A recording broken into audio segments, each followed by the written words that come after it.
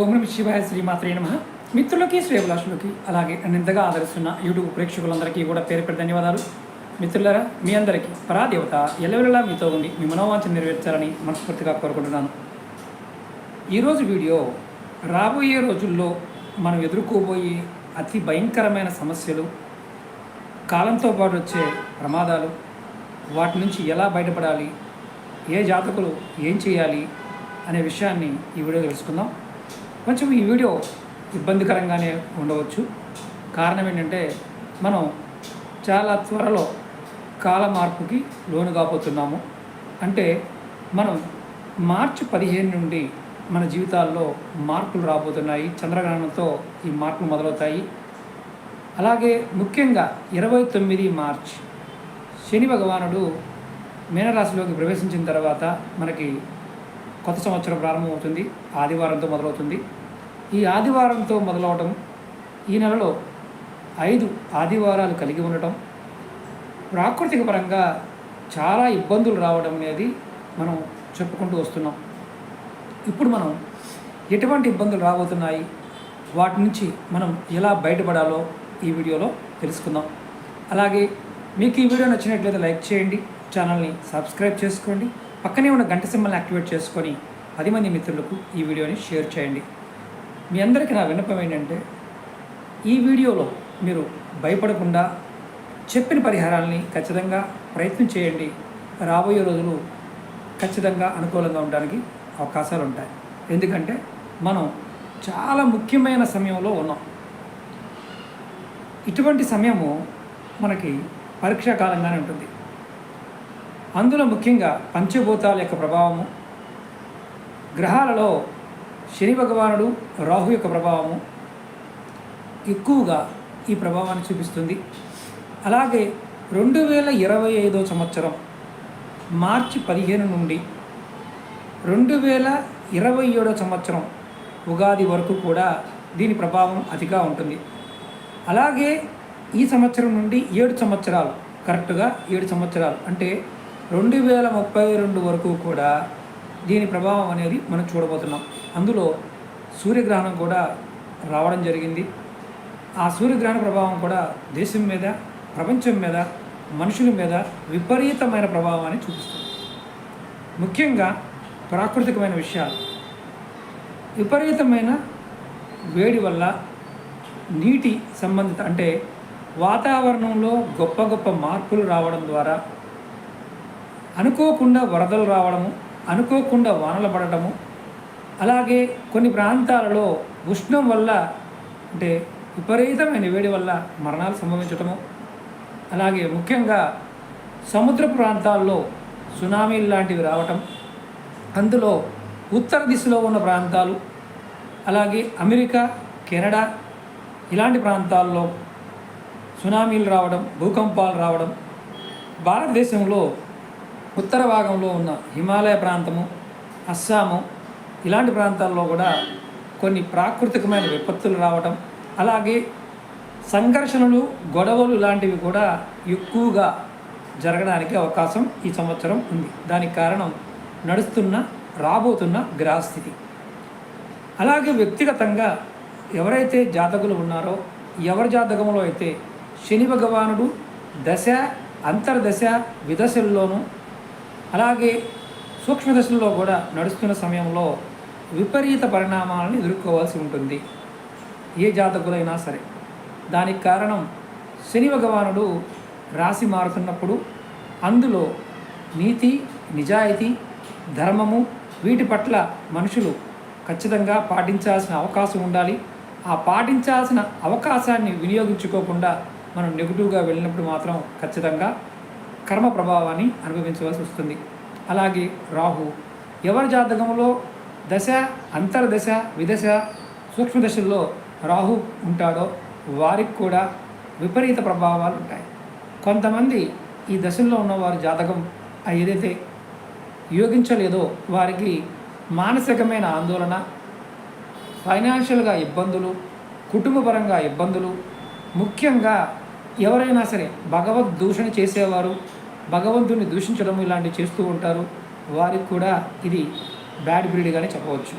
అలాగే ముఖ్యంగా ఈ సమయం ఎటువంటి స్థితిని కలగజేస్తుందయ్యా అంటే ప్రతి వాళ్ళకి, అంటే భూమండలం మీద ఉన్న ప్రతి జీవరాశికి కూడా అతి భయంకరమైన ప్రమాదాలని చూపిస్తుంది. నీటికి సంబంధించిన ప్రమాదాలు అంటే మనలో కూడా 70% నీరే ఉంటుంది. మనందరం కూడా మానసికంగా విపరీతమైన ఆందోళనకి గురవుతాం. ఆర్థికంగా 100 రూపాయలు సంపాదించే వ్యక్తి 50 రూపాయలు సంపాదిస్తే గొప్పగా చెప్పవచ్చు.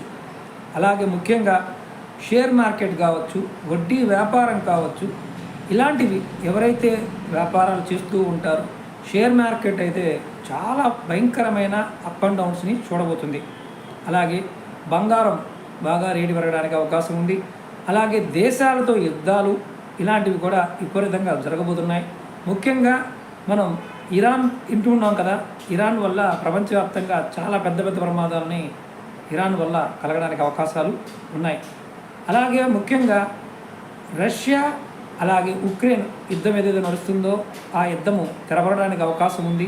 కానీ యూరోపియన్ దేశాలు కొంతవరకు ఆర్థికంగా అలాగే ఆటంకవాదులు అంటే ఇలాంటి నెగిటివ్ సంబంధమైన విషయాల ద్వారా కూడా వారు ఇబ్బంది పడడానికి ఎక్కువ అవకాశాలు ఈ సంవత్సరం కనిపిస్తున్నాయి. భారతదేశంలో కూడా రాజకీయ నాయకులు పెద్దవాళ్ళు ఏదైతే హైయర్ లెవెల్లో ఉంటారో వారికి కూడా కొంతమందికి ప్రాణహాని కలగడానికి ఈ గ్రహస్థితి కలగజేయడానికి అవకాశాలు ఎక్కువగా ఉన్నాయి. అలాగే ఇంట్లో ఉన్న పెద్దవాళ్ళు కూడా ఎవరైనా సరే వారి విషయంలో ఆరోగ్య విషయంలో జాగ్రత్తలు తీసుకోవాలి. ఇవి జరగబోయే విషయాలు. భూకంపాలు, మనం పెద్ద భూకంపాలను కూడా ఈ సంవత్సరం చూడబోతున్నాం.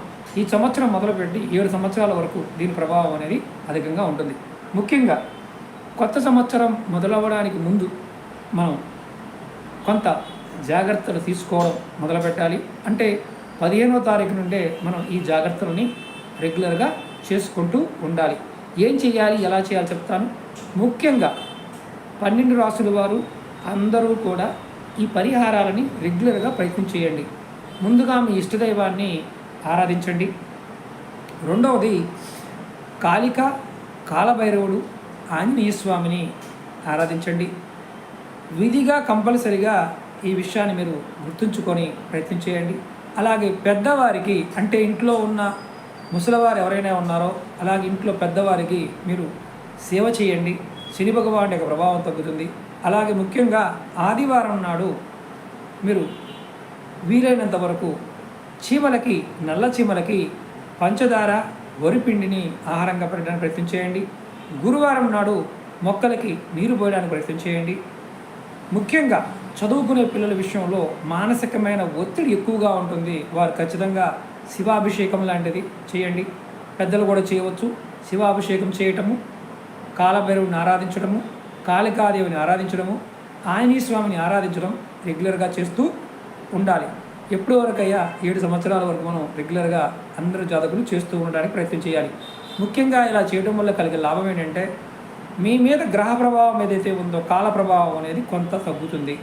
మీరు అతి భయంకర ప్రమాదాల నుండి బయటపడతారు, ఆరోగ్యవంతులుగా ఉంటారు. ధనం కూడా చక్కగా సంపాదించుకోవడానికి అవకాశాలు కూడా ఏర్పడతాయి. కానీ ఒకటి గుర్తుంచుకోండి, దైవ దూషణ, గురు దూషణ, పెద్దలని దూషించటము అంటే మేము ఇలా ఉన్నాము కాబట్టి మా పెద్దల వల్లే మాకు ఇలా జరిగింది అని మీరు దూషించడం లాంటివి చేస్తే మాత్రం మీ జీవితాలు నరకప్రాయంగా మారిపోతాయి. గురువుల్ని కానీ, దైవాన్ని కానీ, పెద్దలను కానీ దూషించవద్దు. ఎందుకంటే దూషించే మీరు ఖచ్చితంగా మీరు అతి భయంకరమైన ప్రమాదాలు కూడా చూడవలసి ఉంటుంది. ఈ సమయానికి కొన్ని శక్తులు ఉంటుంది. ముఖ్యంగా రెండవది ఏంటంటే ఉదయాన్నే నిద్ర లేచిన తర్వాత విధిగా కంపల్సరిగా సూర్యుడికి నమస్కారం చేయండి. మీకు ఓపిక ఉంటే సూర్య నమస్కారాలు చేయండి. సూర్య అష్టోత్తరం కానీ, శతనామావళి కానీ, లేకపోతే ఆదిత్య కవచం కానీ, ఆదిత్య హృదయం కానీ చదవడానికి ప్రయత్నం చేయండి. ఇవి మీరు రెగ్యులర్గా చేస్తూ ఉంటే ఫలితం మాత్రం ఖచ్చితంగా మీకు అనుకూలంగా ఉంటుంది. ఎటువంటి గ్రహస్థితి ఉన్నా మీరు దైవారాధనను మాత్రం వదలకండి, దైవదోషణ చేయకండి. ఇది మీకు ఒక వార్నింగ్ లాంటిది. ముఖ్యంగా ఇది భయంకరమైన సమయం అని చెప్పడానికి గల కారణం ఏంటంటే, నేను చాలా వీడియోల్లో అంతకుముందు కూడా 2 సంవత్సరాలు చెప్పుకుంటూ వస్తున్నాను.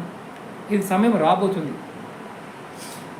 ఈ సమయంలో కూడా ఎవరైతే దైవారాధనలో ఉంటారో వారికి ఖచ్చితంగా 100% మంచి అవకాశాలు కలుగుతాయి.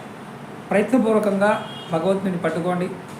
ముఖ్యంగా మీ అందరికీ నా విన్నపం ఏంటంటే, భగవంతుడిని ద్వేషించకుండా నిత్యము భగవదారాధనలో మనసులో భగవద్నామాన్ని స్మరిస్తూ ఉండండి. దీనివల్ల మీకు రాబోయే సమస్యలన్నీ తొలగిపోతాయి.